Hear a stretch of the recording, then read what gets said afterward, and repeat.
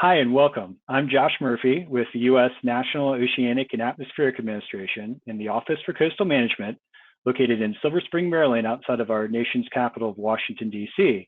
I'm thrilled to talk to you today about an effort that we've had underway for about 15 years to bring place-based actionable information to the coastal communities that we serve. We call it the Digital Coast, and I can't wait to tell you all about it. All right, so I want to start by just kind of characterizing a little bit about the areas in which we work, which is the nation's coastal zone.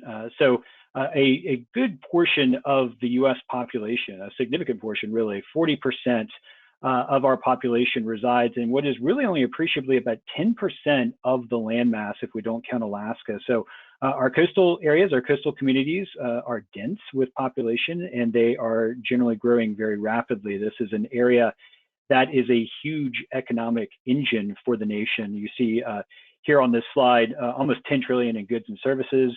These are generally our nation's port communities where we have imports and exports come through to the rest of the country. And we have lots and lots of businesses. Again, a very economically vibrant portion of our country.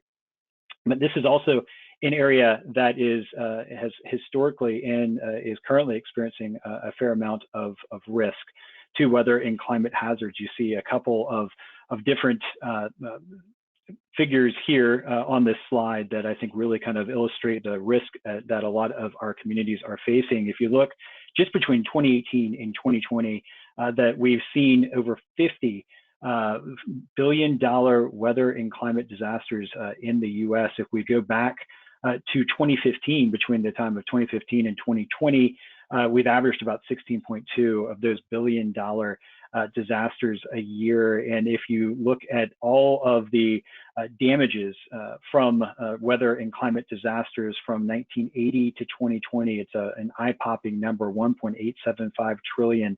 A lot of these billion-dollar weather and climate events are occurring or have occurred in our coastal zone. But if we look into the future here, we note that we expect that this risk is only going to elevate thanks to sea level rises. And certainly we look at this number on the left, another large number, 106 billion worth of coastal property in the US along the East Coast, Gulf Coast, West Coast, Great Lakes, and other areas will likely be below sea level by 2050, if we continue on the current path, right? And then that's, 2050 is about 30 years down the road, but a lot of our nation's coastal communities are experiencing the first impacts of sea level rise through what we call high tide flooding or extreme water levels at the time of high tide. We're finding that since 2000, these events have been twice as frequent since 2000, now in 2020, and by 2030, and just a little bit less than 10 years now, the median frequency rate is likely to increase by 2 to 3 times. So it's on an exponential rate of increase. Now, not all is lost, as you see here on the right-hand side of this slide. We find that there are significant savings that can be realized. There are actions that coastal communities can take now that can help to mitigate against current and future flood risk at the same time as saving the money in their flood risk insurance. So it's important that communities have information that can help them better understand their current and future flood risks, right? Because every community in the U.S. Coastline is different. It's unique. The uniqueness of place comes into play. And so they really rely on timely, accurate, place-based information to help them better understand their current and future flood risk and determine actions that they can take to mitigate those risks. Enter the Digital Coast. The Digital Coast, as I mentioned at the top of the presentation, is an effort that our office, the Office for Coastal Management within NOAA, has been developing for the last almost 15 years now. And really, when we started Digital Coast, we recognized the opportunity that we had to really bring about those folks that work in the development and the creation of geospatial information, and those that actually work in our nation's coastal communities that really uphold the management and stewardship of our coastal zone, right? And so by bringing these communities together and really catalyzing a platform that we call Digital Coast, we're really trying to create something that is constituent driven, right? Is driven by the folks that we serve, is integrated, is an end-to-end solution for providing information, And really, it's not just putting information into the hands of coastal decision makers and those that really need to rely on this to help themselves become more resilient in the future, but really to think about how we can enable them to be able to use and apply that information. So all of that is what we bring together in the form of this platform that we call the Digital Coast. Now, that's calling something constituent-driven, integrated, and enabling platform. It can certainly sound like a lot of jargon and a lot of lip service, but really, we like to think of the Digital Coast as an enabling platform, not just because of the way in which we've organized a lot of the information resources that we provide through our web portal, but also the fact that we have built since day one this long-standing partnership with 8 national level organizations. You see them here on the right. We love our acronyms in NOAA and our U.S. federal agencies, but these entities represent those different individuals, disciplines that actually do coastal management, that actually manage our coastal zones and or provide a lot of expertise in issue areas that are important to our nation's coastal managers. So it includes organizations that you might be aware of because of their global reach, like the American Planning Association, representing our land use planners in this nation and globally, the Nature Conservancy, which represents expertise in natural and nature-based functions, very important. Our coastal areas here are very ecologically rich.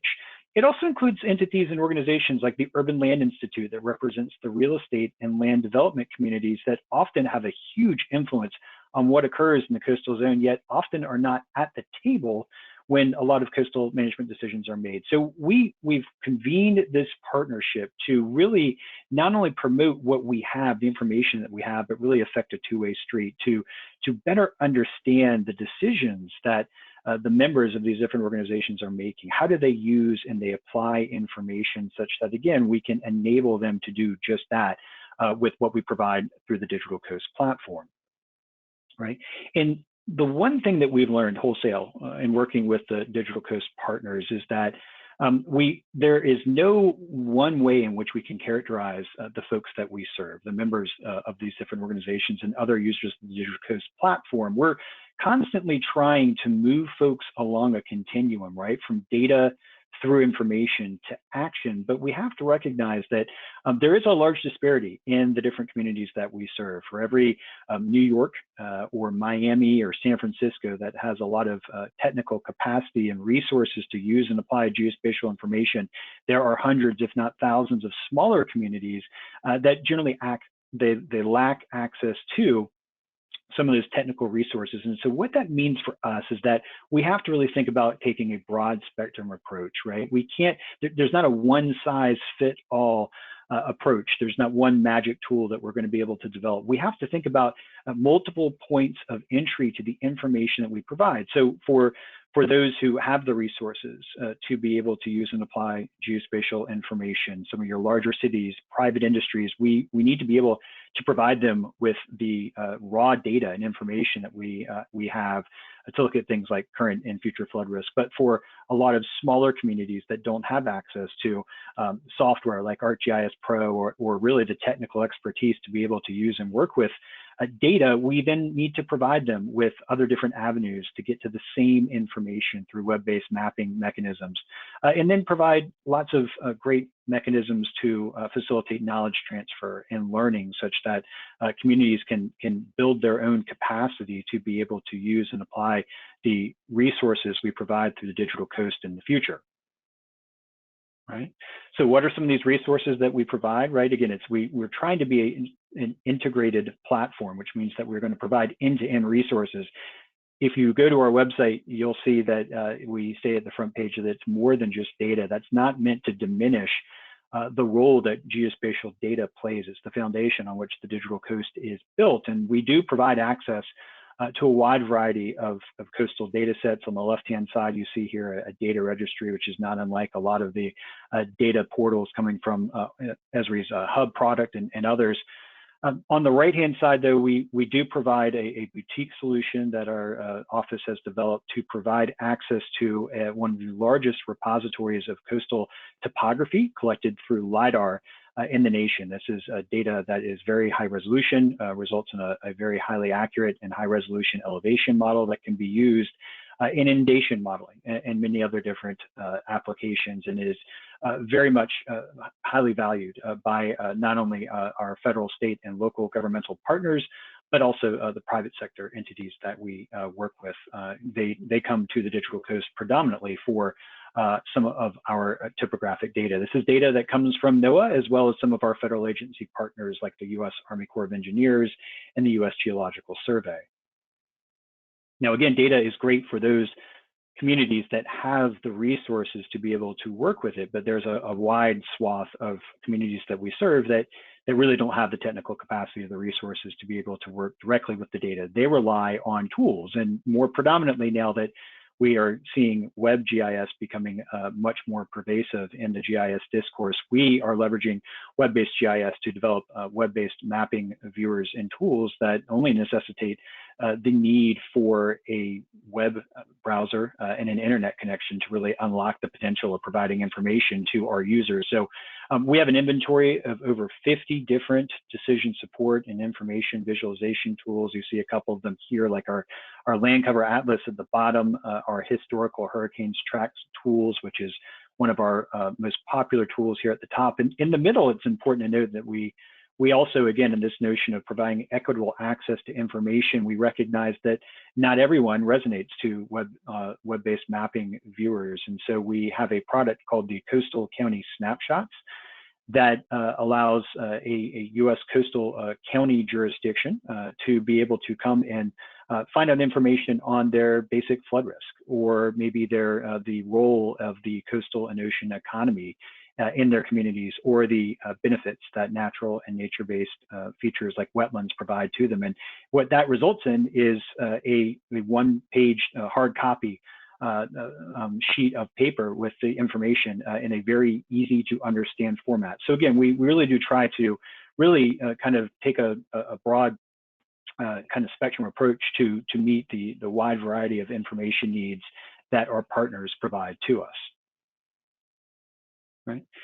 More and more often these days, we find that our partners are asking for products that are going to help them understand not just current flood risk, but future flood risk that's related directly to sea level rise. And so you see, we provide a variety of different tools that help communities better understand their current and future flood risk. On the left-hand side is a website provided through NOAA's Tides and Currents Office.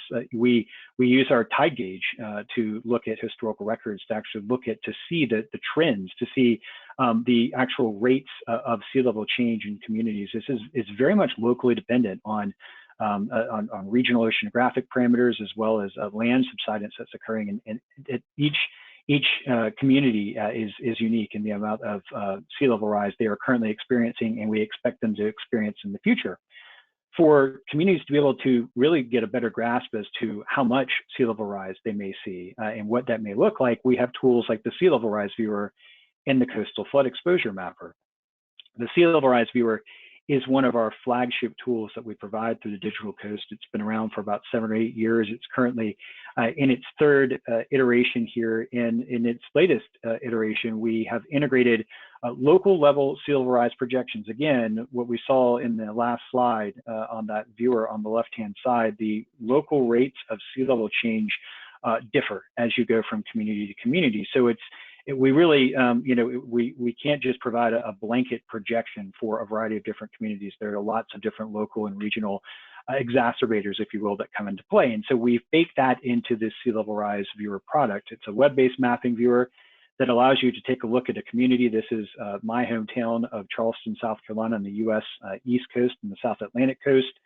This is downtown Charleston we're looking at. And what you're looking at right here is we've mapped every community. We've mapped the mean high water kind of inundation line, if you will, the mean high water tidal datum. This is the average highest high tide. So this is kind of what is inundated at high tide, which occurs twice a day in Charleston. But we can also use the viewer to take a look at what would be projected to be sea level rise in 2060 using the intermediate high scenario.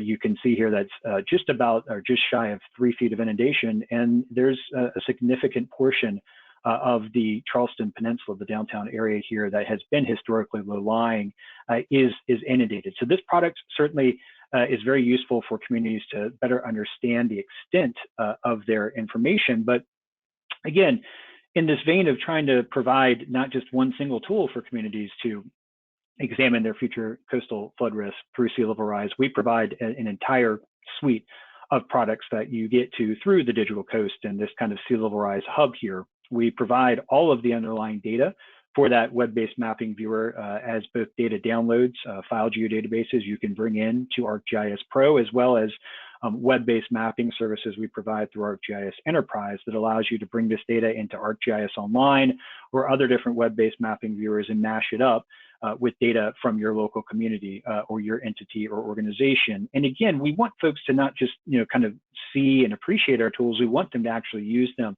And so to really facilitate that, we provide access to a wide variety of learning products and resources that allow you to basically take a look at everything from local scenarios to how marshes may react, estuarine environments, to sea level rise, and then 27 different stories on how communities have used this product to help them better understand their coastal flood risk.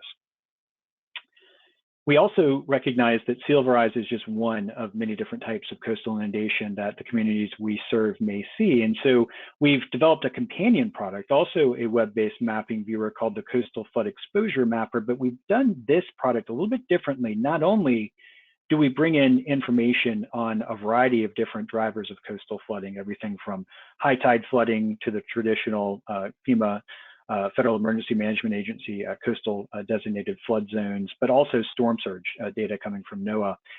And we put this into a mapping viewer that's extremely streamlined, very clean, very easy to use. This is really meant to be for communities that really lack exposure to really any kind of GIS, and allows them to be able to very quickly and easily bring together a map that looks at flooding, both exposure and risk as well. And it brings in all of this data that you see here, the flood hazard layers that I spoke about before, as well as information on the populations in the community, the critical and transportation infrastructure, as well as information about the various natural and nature-based features in their communities, right? So we can take that same data layer, that 3-foot sea level rise for, say, Charleston, and we can overlay it with data coming from the U.S. Census on the poverty. And we certainly see that those areas that are at a higher risk from future flood inundation from sea level rise are also areas of higher poverty, which is generally what we see the trend in a lot of U.S. coastal communities. But we can also take a look at other different data layers. So in this case, we can create very simply and easily a map that also takes a look at critical facilities. And something you may note is that this area on the west side of the peninsula is the medical district. So a lot of our hospitals are located in this area of great flood risk. And then we also provide information on ecosystem exposure to include this very innovative layer looking at wetland potential. So what you see here are areas in this kind of magenta color, are areas that have a high potential for future wetland migration as sea levels rise, depending on the speed at which the water rises. We can certainly start to project where wetlands may resettle in the future. And I'm going to end with kind of talking about natural and nature-based infrastructure, because it's an area that our communities that we serve are very much interested in. Our coastal areas are very ecologically rich, and so it really makes a lot of sense for communities to be looking at how they can incorporate natural and nature-based techniques. And so, the Digital Coast doesn't just provide information on risk and vulnerability, it also provides a variety of different resources that communities can use to take action. In this case, specifically about natural and nature-based infrastructure, a variety of different learning mechanisms, everything from traditional kind of web-based training to online guides and quick references to publications that can help communities kind of do a better job of quantifying the benefits that implementing different types of natural and nature-based infrastructure for flood mitigation may provide to them. So really, again, at the end of the day, we have really built this and will continue to build this with the help of our partners, this platform, the Digital Coast, to really meet the needs, the various needs of as many of our coastal partners as we possibly can. And with that, I did want to thank you very much for the opportunity to speak with you today on the Digital Coast platform. This is my contact information. Please don't hesitate to reach out if you have any questions on anything that I have gone over today. And I hope you enjoy the rest of your conference. Thank you very much.